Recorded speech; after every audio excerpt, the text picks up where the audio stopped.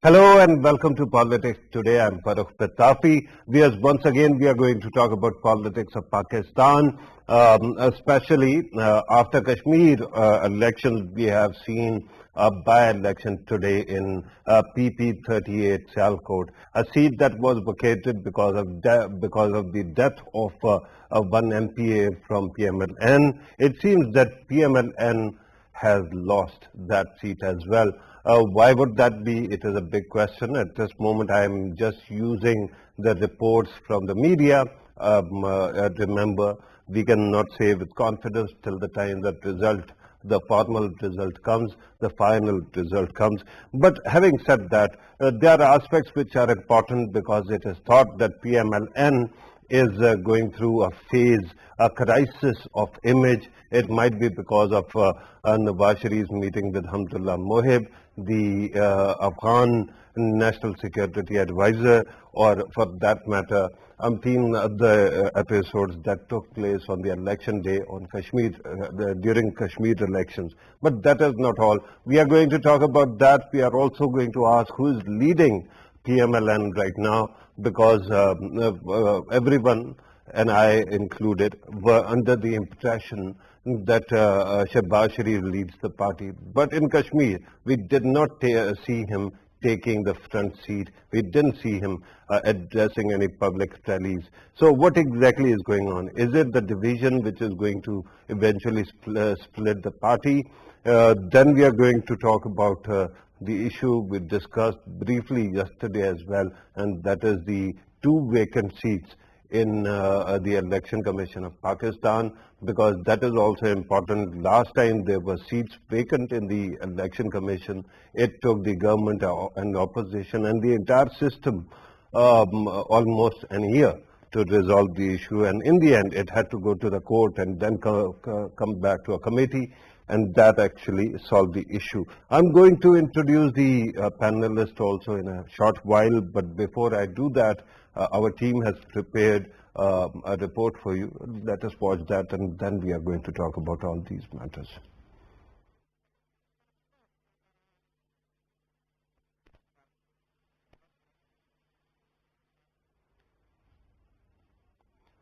Right, there seems to be some technical issue. We will try to resolve the matter, but till that time, let me introduce the panelists I've got in the studio and on Skype.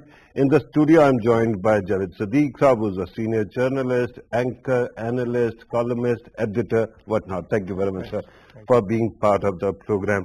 Next to him is Barrister Umar Malik, who is a legal expert, joins us on in the studio. Thank you very much, sir, for being part of the program. On Skype, we are joined by Barrister Abdullah Mumtaz Kahlu, who is a young leader of Pakistan Tehreek-e-Insaf, the ruling party. Qazi Syed also joins us. He's a senior analyst, senior journalist. Thank you very much, Qazi Sahab, for being part of the program as well. Let me start with the studio. Let me start with Javed Sadiq Sahab. What is becoming of PMLN? What is eating PMLN right now? I think PMLN's two-pronged strategy is not working. Okay. It looks. Because two-pronged as in good cop, bad cop, or something else? I think on the one hand, the PMLN adopted a very aggressive policy towards establishment and towards the government of PTI. Right. And they adopted a policy of head-on collision with the government and the establishment. Right. And this slogan, vote ko izzat do, this was coined, and it gained currency, of course. It became popular. Right. But at the end of the day, it did not benefit PMLN.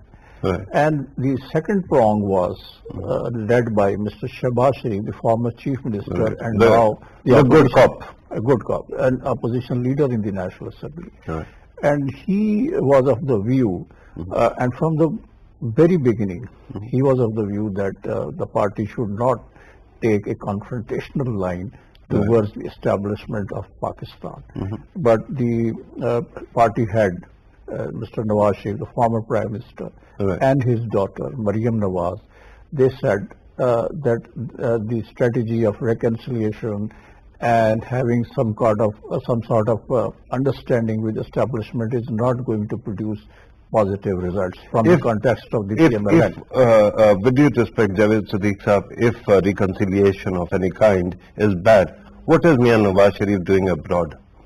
Why is he not behind bars inside the country? But, he's being So he left under some kind of... advised by the political observers, the neutral, observers, that he should come back and face the situation here, and he should face the courts. He should be facing the establishment, all the odds that are accompanied or that are a part of this political drama. He should face it, but he is not coming back. Right. So naturally, the argument is weakened. And the way he maneuvered his journey from Pakistan to UK has also raised very serious questions. Yeah, and that actually implies there's some kind of understanding between the powers that be. Let me bring in Barrister Umar Malik Saab. Barrister Saab, your take on political side of the matters. I understand that your forte is essentially the legal aspect, and I'm going to actually shortly come to that as well. But at this moment, do you think that opposition parties, by dividing themselves, are giving the ruling party comfortable way forward? Well, I think now all the political parties, they are moving towards the next election, which will be 2023 elections. Yeah. So now, if the parties, they are looking towards the situation that if they make they make an alliance with some other political parties, that might affect their vote banks. For example, if we look at the situation in Punjab, so if in Punjab the PML N and People's Party, if they start working together, their voters, they do not make any alliance, and they do not like each other. They do not work with each other. They are always like, situation that there is a Pakistan People's Party and PML N workers, and a strong opposition between them as well. So now I think the political parties, they are more looking towards the next election rather than going for the... If their voters don't like them taking any kind of malleable position, soft position, why is it that they are not showing up on the election day? For example, PML N from 31 seats in Kashmir, and Kashmir is thought to be very close to PML N's own agenda, right? All of a sudden, it seems a fall from grace. 6 seats. Well, I think People's Party did better. Yeah, you're very right. Like the ruling party should have at least gone to the 15 seats, or maybe like that. But if we see last 3 elections, we see that the Pakistan People's Party was on national level here, and then the elections were held in Kashmir, and then they won. And then PMLN, they were here in the center, and then they won the election in Kashmir. So the ruling party always has an edge. So that we have to accept that. No, but I understand. My concern is that whatever the narrative, and no matter from where they are getting the advice, it doesn't seem to be working. But right, allow me to actually bring in Qazi Syed Saab. Qazi Saab, your take on Kashmir elections and PP 38. Why do you think PML N, which was actually performing better in Punjab in the by-elections, all of a sudden seems to be losing its own seat, and in Kashmir also it seems to have lost a lot of steam? Qazi Saab.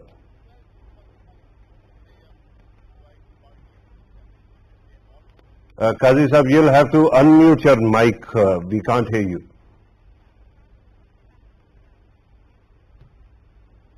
Qazi Saab. Right.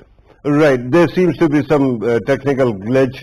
Let me first bring in Barrister Abdullah Mumtaz Kalu. Barrister Saab, now that your party seems to be winning again, you won in Gilgit-Baltistan, in Kashmir also, and now it seems that even in Punjab by elections you are doing better.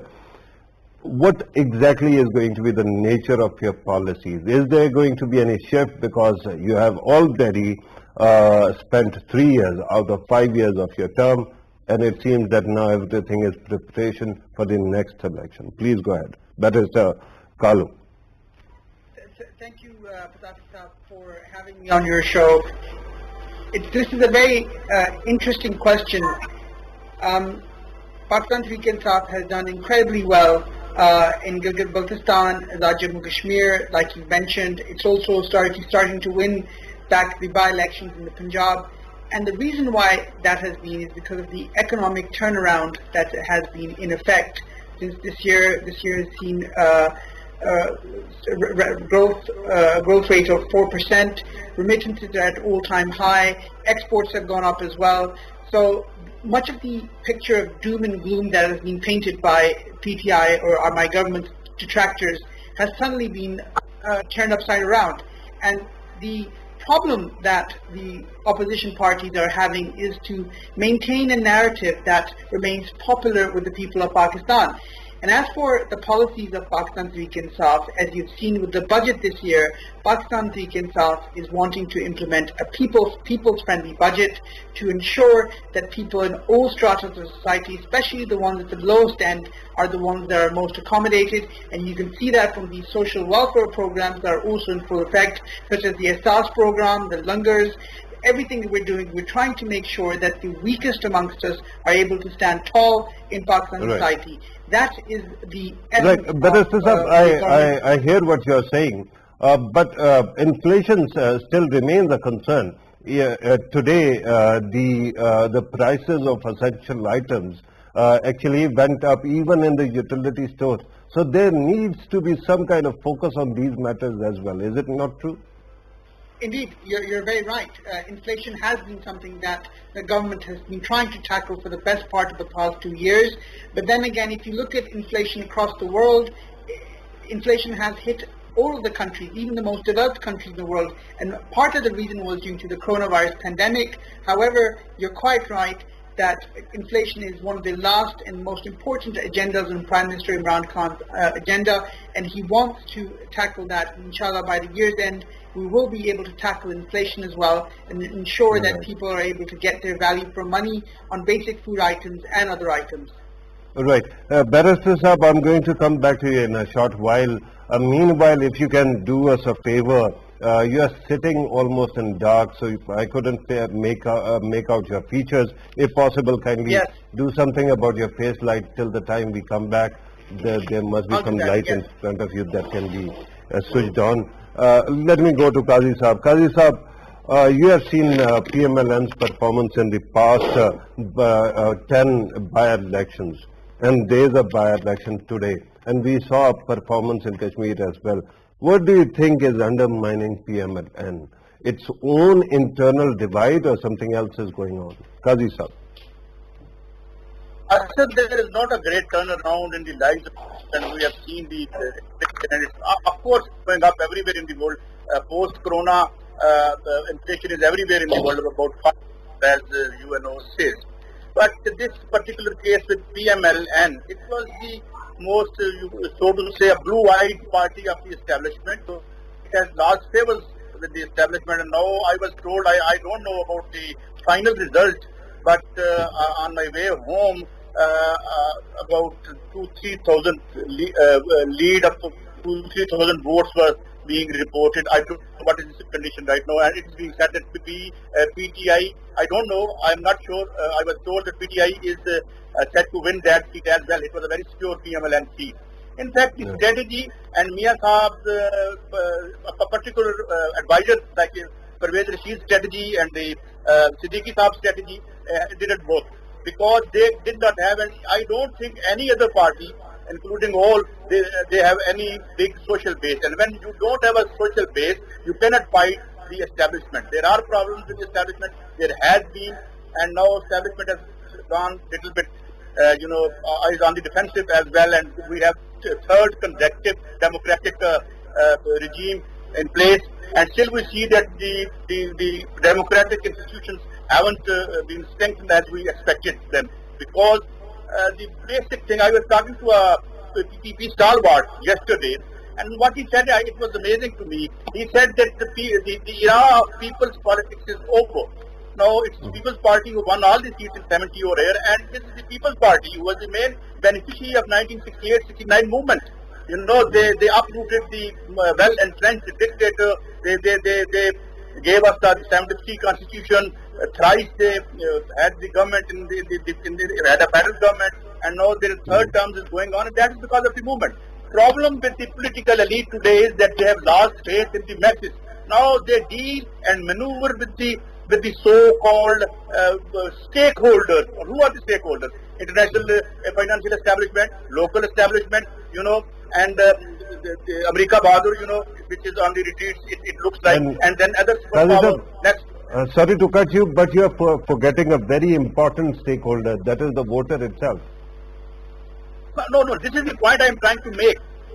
Voters hardly matters now, because you see I cannot quote the name of that friend who is a stalwart of PTP. He said, look, the era of people's politics is gone. You see, we haven't seen a big rally after 17 October 2007 when Benazir came. After that, these are Biryani Dev's rallies over here, because there is a disconnect between this political elite and the masses at large. You ask your MNAs, MPAs, you assign them 10 to bring in 10, 12 empty buses. What happened in Mariam Nawaz rally in Lahore? Only 8,000 people turned up where they had all the seats. This is the problem. They have abandoned people's politics because of this economic setup. This country's economy has been taken over. You can't even appoint your own governor of the state bank. So Habib Sheikh is who is Habib Sheikh? Who is finance minister? Is there a divide is there a divide within PML N right now that we are seeing? Yes. And is that actually undermining the party itself? There is a news that about 30 of the MPs of PMLN may write to Nawaz Sharif, and there was already a meeting before in which Mia Saab was told plainly by their own MPs that if they go on with this kind of narrative, they will not even accept your tickets. It was reported in the media, and now it is being rumored that about 30 of the MPs may write to Mia Nawaz Saab that we will not quit PMLN, but we will not contest the election with this kind of narrative. So there are. So that is becoming a concern as well. Allow me to actually come back to the studio, then I'm going to come back to you in due course, sir. Javed Siddiq sir, this divide within the party that you also talked about, and that is quite visible. Now, at this moment, it seems that the reports have it that when Mariam Nawaz actually went to Haveliya, she was asked that she should address only one rally in entirety of Kashmir, right? And yet she went to all the constituencies. It might have positive impact, it might have had a negative impact, but it seems that she is actually focusing on her own brand rather than the success of the party. Is it correct? I think, yes, that's correct. I think she was instructed by her father to lead these rallies and address them because she has a charisma of a kind, and she was able to pull big crowds in Azad Kashmir. But in terms of votes, that didn't help her. Because when you talk of the electoral process itself, mobilizing voters, getting votes, the nitty-gritty of it, then you have to do something else. And that something else is door-to-door contact.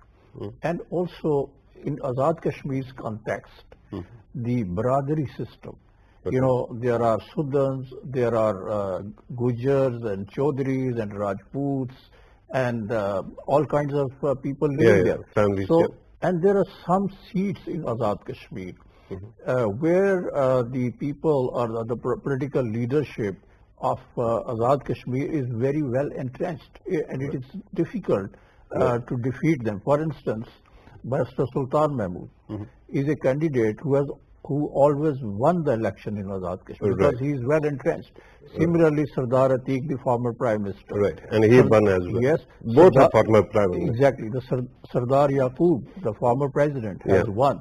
Also, the son of the former PPP Prime Minister, Chaudhry Abdul Majid's son, Qasim Majid, has also won. So, this internal divide this is very important. So, holding big rallies, addressing them, and addressing the charged crowd, and giving an emotional speech there is something else.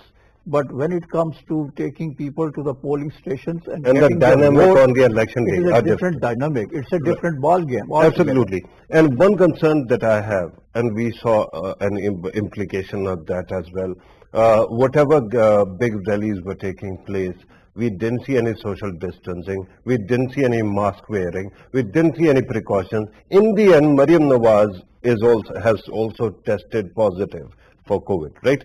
But I want to actually come back to the question of divides within parties. If you have noticed today, Jahanzeb Tareen group has reactivated also because one of their members was arrested. Do you think that these divides are going to actually wreak havoc within the parties? I think the parties are not any longer disciplined parties. Okay. You know, the influentials and the electables and the people who are moneyed people who are financing the crowds and the campaigns and those who have, invested money in parties and their various campaigns, they matter.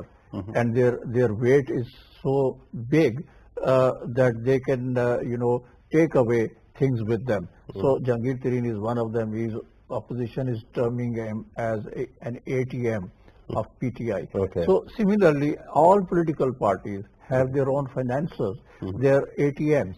Okay. So their influence is Who's very massive influence. Who's Mia Nawaz Sharif's ATM? I think Mia Nawaz Sharif himself is ATM, but still. And People's Parties? People's Party Zardari himself is ATM. Okay. But Not, I think, not Malik Riaz? No, Or but somebody I else think that... in PML N, there are many ATMs. All of them are very well-off people. Okay. They are moneyed people. Yeah, I don't want to call a human being an ATM. But anyway, but I think I'm talking of the term because that has been coined and it has become very popular. So I think the Let PML, us replace the last M of machine with man. So Right? I think Other tell a man. the PML N Okay. should now focus in adopting one strategy. Right. Either they should adopt a confrontational line or go for an all-out reconciliation with their adversaries. That's a very good point, Barrister Saab. Barrister Umar, let me ask you about something very important. We just mentioned Jahanzeb Tareen case, right, and his group. And then we also understand that PMLN's own narrative is using political heat as a proof of something that has gone awry in the legal system. But essentially all their woes, or both these parties, are essentially legal in nature. Is there a possibility that political forces cannot co-opt the system to get relief from the legal system? Well, I think ultimately it comes to the legal system. So the legal system can be improved if you think that there are some loopholes that can be filled through the parliament. So if somebody has majority in the parliament, the loopholes can be filled, and the legal system is something to which everybody comes, like be it the government, be it all these pressure groups, and like even the opposition. So I think the more legislation needs to be done if somebody thinks, or the ruling party thinks that what do you something. do? We are talking about parameters of constitution and democracy. It's a parliament which is hung parliament. Yes. The government cannot lose any block. The opposition cannot actually afford to lose any MP, MNA from its side either. So how do you actually propose that these people who might have within their ranks certain pressure groups who are hell-bent on hiding their own crime, if there is crime, how do you propose that they actually legislate something to ensure that they get caught? Well, then the thing comes that the Prime Minister has been saying that he would not leave any corrupt person, and all the inquiries and all this. The FIA is there, the laws are there, the inquiries are there, but we have not seen any improvement in that or any result of that. Be it the sugar scandal, be it the wheat scandal, we have seen that the people are just not even gone to jail, or maybe No, Nawaz Sharif went to the jail, Yeah. and then surprise, he walks out. But still, Despite being There is a a judgment. convict Yeah. who is serving his sentence. He goes abroad and now he is acting as a statesman once again. No, but a judgment is there against him. If he comes back, the recent judgment was given by the Islamabad High Court says that if he comes back, he'll have to surrender before the court and he will go to jail And unless that that's a judgment big is if. suspended. That's a big if. That there is a big F. But the thing is that still there is a judgment against him. But the problem here is that the person who was involved in wheat scandals and the sugar scandal and all those scandals and this inflation and all that, they have not even gone to, there is no inquiry against them, there is no FIR against them, there is no inquiry, even the head of the FIA has been changed. We have recently seen. Right. The head of FIA was changed because But hang on. Yeah. Judges, even in Mia Nawaz Sharif case, we saw turbulence there as well. Yeah. And perhaps if you're a lawyer, if I want relief, at least there can be inquiry officer can be changed, right? But my problem is, why is it that NAB has been investigating people for so much time? They haven't been able to bring cases to a closure. You talked about FIA. Why is it, if corruption is such a big issue, why is it that our system doesn't ensure that political clout will not stop investigations? One of the big reasons is that the accountability is being politicized. Whoever is in the government wants the opposition to be tried, not regardless of the fact that whether there is some substance or any case behind the face or not. So he is not opposition, but then what we have seen is that he made a pressure group and he came and we have seen everything. What has happened. Okay, you're implying too much. No, I'm not implying too much. What I'm trying to say is that basically that these things which Prime Minister has been saying number of times that he will not leave anyone, all that, and everything is just the story is still not over because the Prime Minister still has 2 years of term. We'll see how that translates during the election or before that. Barrister Makalo, let me ask you about this. Why is it at this moment, why does it seem that focus keeps on shifting between accountability and governance? What is going to be your focus right now, your party's, your government's focus in coming days? Is it going to be accountability? If that is so, what happens to the cases that were mentioned? And if it is about governance, is there a possibility to bring down the rhetoric against the opposition and work across the aisle to ensure that people get relief? But that's a very interesting question. I would like to emphasize that Pakistan Tehreek-e-Insaf and our government is currently embracing a two-horses strategy, and the two horses we believe are pulling the chariot of the PTI government. One of the horses is the accountability horse, which was very much part of our party's manifesto in 2018, and it's very much a part of our Prime Minister Imran Khan's personal belief as well, that we should be able to rid of this corruption, which is a root evil in our society. These two horses that are pulling your chariot, are they pulling it in the same direction or in separate directions? If Prime Minister Imran Khan remains the person with the reins, then they'll be pulling in one direction, and he's doing an admirable job, I'd say. Were it not for the opposition crying foul of the accountability process, which is naturally going to be expected. But the second horse is governance, and as you can see, as I've already established, governance we've done quite well this year, and we aim to build on this performance in our next 2 years as well, in time for the 2023 election. As far as the accountability aspect is concerned, we're happy to sit and reach across the aisle, but if the people across the aisle think that we'll be reaching out whilst compromising on the accountability agenda, then that will not be happening, because if that was to happen, then we'll be betraying the Pakistani people who voted for us, in Kashmir as well, just 2 days ago, and we'll be betraying our party's own ideals. And it is inshallah expected that both of these horses are going to continue to run in the same direction. Right. There is a reason why I asked this question, because in this government, when you have a thin majority in the parliament, it is thought that accountability, and especially because it generates a lot of confrontation and heat, and on the other side, when you look at governance, that they may end up being competing values, that you can either fix one thing or the other. Don't you think that is the case? How do you propose to actually reach across the aisle? If opposition is really angry and it doesn't want to listen to what you're saying because you keep on focusing on calling them corrupt and thieves and thugs? Mr. Pitafi, there is no smoke without fire, and I have to say the cases against the people who are under the spotlight of that the National Accountability Bureau are there for a very particular reason. Most of these people have been unable to show a paper trail, and I won't speculate as to the length and nature of those cases, but what I will say is even in the parties such as PML N, for Pakistan People's Party, there are people who wish to work within the system. The problem is, like Javed Siddiq Sahab mentioned, the PMLN vehicle has two drivers. One of them wishes to go in one direction, the other wishes to go in another direction, and that is the reason why the party is failing to gain traction on the ground. The problem is that as long as people... But with due respect, every party loves to talk about the other party. One has to actually, they say charity begins at home. So I am hoping that you are going to focus on your own. Let me bring back in Qazi Syed Sahab. Qazi Sahab, at this moment it seems that there are many issues that need cooperation between government and opposition. I understand that the opposition's narrative might have run its course, but at this moment the government could easily enable the people who are pro-reconciliation among the opposition ranks by reaching across the aisle.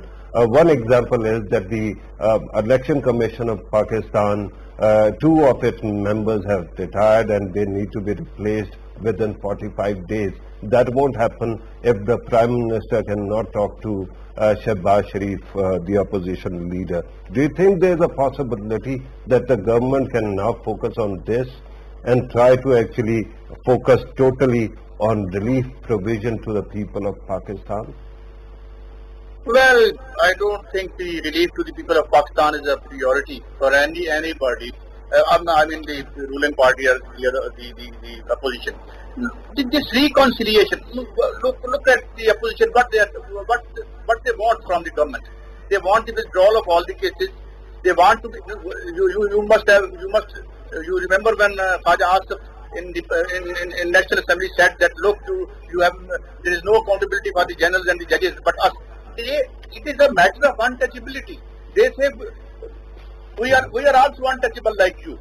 You know what kind of reconciliation you want? You allow them to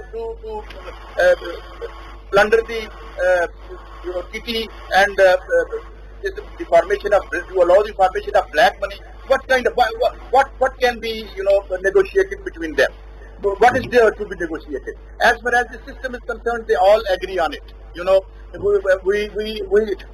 believe in IMF programs. There's a huge debt burden upon us. Nobody is talking about that. There are other issues and lawmaking. All kind of laws are already existing, but who is implementing them? No one is implementing them. There is a small elite which is above the law, untouchable, and you can go through the report of Abu Bakr Khudabaksh. He recommended to shut down all the regulatory bodies. The whole damn system is compromised, and because of the large-scale privatization has created cartels. They are untouchable. In my program, Jahangir Tareen said that he has 35 MPs in his pocket. He can topple the government.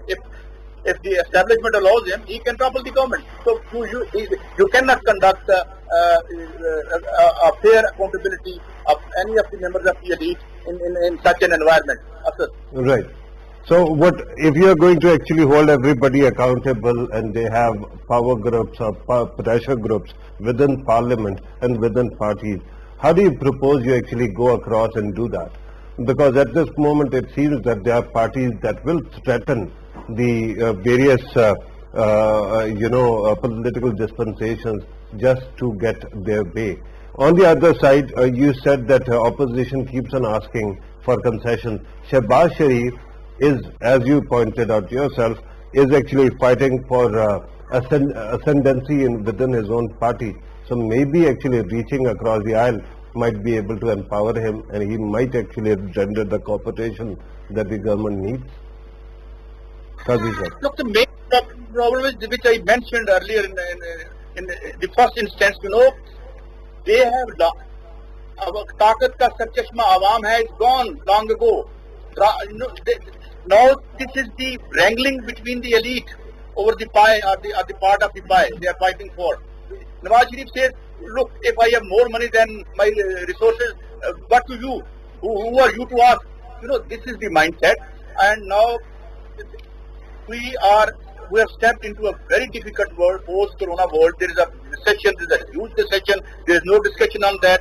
There is globalization is being. There is a lot of changes that are taking place. There is no serious discussion on the serious matters. Inflation is on the rise, but they are fighting over their own issues and they are trying to save their own skin. Right. So no outreach towards the opposition. Allow me to come back to the studio, Javed Sadiq Saab. 2 seats are vacant in the election commission, and we have seen that last time it created a lot of ruckus. We keep on inventing, as a nation, we keep on inventing new ways to reconcile on these matters because of 18th Amendment, 19th, and later on, there were checks and balances on the appointment of members.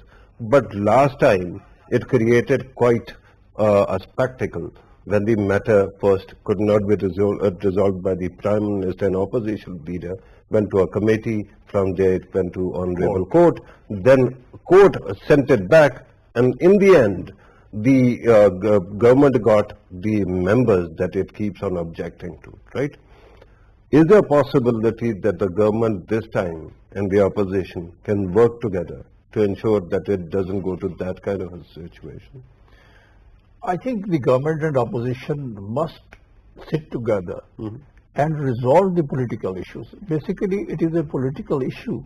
The appointment of 2 members of the Election Commission, the appointment of the chairman, National Accountability Bureau, the chairman, and many other offices which are actually very important, and they are constitutional offices. The opposition and the government, with their mutual consultations, they should appoint the heads and other people. I think the trust between the opposition and the government is too thin, and it is non-existent, and that's very unfortunate. That is dividing the nation and doing a lot of damage to us as a whole. Although the government... I understand, but at this moment, if the opposition is so divided that Shahbaz Sharif is constantly talking about reconciliation, and he has actually stuck his neck out for reconciliation, and it might benefit him if the government actually communicates with him. Why is it that the government would let go of such a golden chance to divide the opposition and get whatever it wants? Well, I think the information Mr. Fawad Chaudhry on a number of occasions has invited opposition for dialogue on to resolve the important political issues, for instance, the issue of electoral reforms, which is very important. And time and again, we are hearing that all elections are rigged. Even the Azad Kashmir elections results have not been accepted by PML N, and they are saying that it is a rigged election and they are going to launch an movement. PML N first, sorry to cut you, their prime ministerial candidate first, or party's former prime minister, first needs to sort out one thing, whether there was rigging or the people of Kashmir are slave mentality people, because he used that word.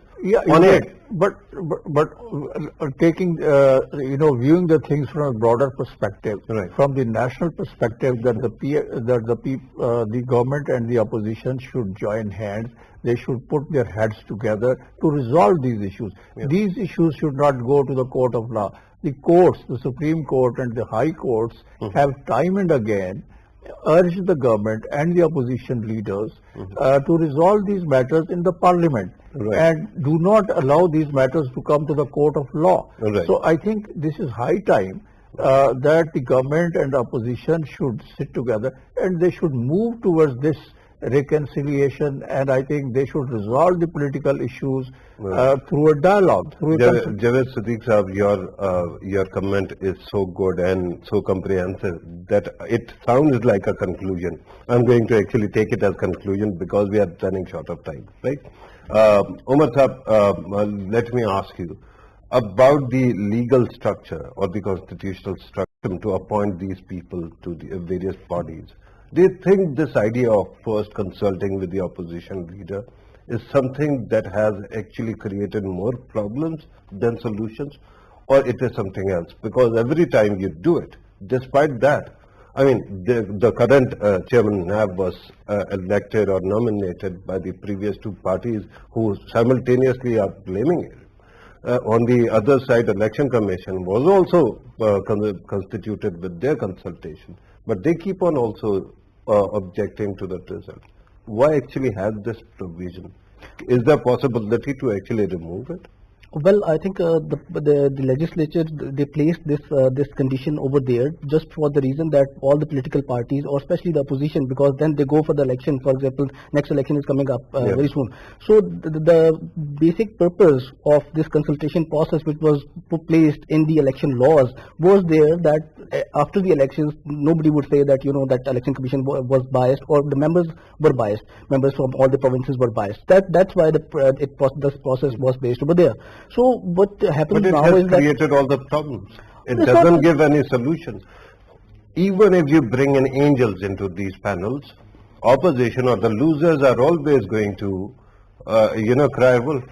Yeah, of course, but if we don't, and if we give the government this power, that would create more problems than this. Because at least now they can say that they have this defense of saying that you propose the name or whatever you decided in favor of that person. Right. Allow me, I'm just told that we have to conclude the program very quickly. But Mr. Kalo, do you think your government, your party is still capable of reaching across the aisle? And it will happen that the Prime Minister can consult with the opposition leader. So very quickly you'll have to answer this. Yes, Pakistan Tehreek-e-Insaf is able to reach across the aisle and reach out to those parliamentarians who wish to remain and work within the system, be that Mian Shehbaz Sharif or any of his cohorts.